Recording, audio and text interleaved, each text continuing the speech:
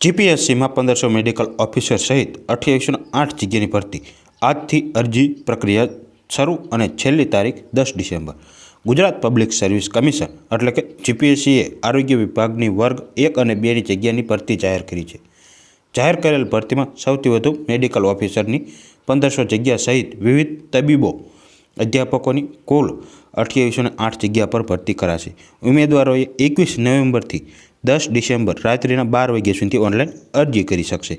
GPSC द्वारा जाहिर करवामां आवेल भर्ती प्रक्रिया ने सत्तावार नोटिफिकेशन में शैक्षणिक लायकात, अनुभव, पगार धोरण, अरजी माटेनी फी सहित तमाम बाबतों उल्लेख करवामां आव्यो छे।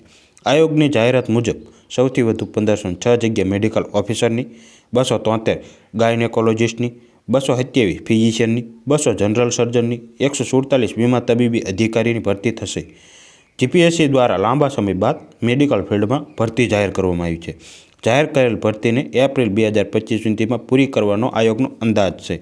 आयोगे आरोग्य विभाग की मेडिकल कॉलेजों, तबीबी सेवा धरावती संस्थाओं, राज्य वीमा योजना संस्थाओं में पण भर्ती जाहिर करी है। अत्रे उल्लेखनीय है कि मेडिकल फील्ड में आ पहला घणी भर्तीओना आयोगे उम्मीदवार न मळता भर्ती प्रक्रिया रद्द करवामां आवी छे।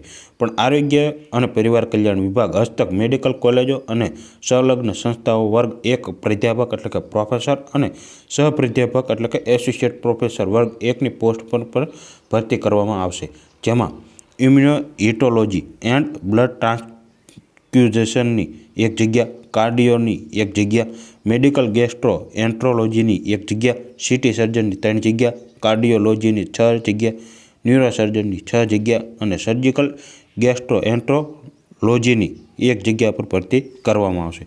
तो कि गायनेकोलॉजिस्ट की 273 और रेडियोलॉजिस्ट की 48 जग्या पर भर्ती करवामां आवशे। मेडिकल ऑफिसर की 1506 जग्या, जेनी प्राथमिक कसोटी जान्युआरी-फेब्रुआरी 2025 में, परिणाम मार्च 2025 में और रूबरू मुलाकात एप्रिल 2025 में करवामां आवशे। वीमा तबीबी अधिकारी की 147 जग्या श्याम ज छे बधाईनु, तो मार्च में एमनु परिणाम और रूबरू मुलाकात ज रही है।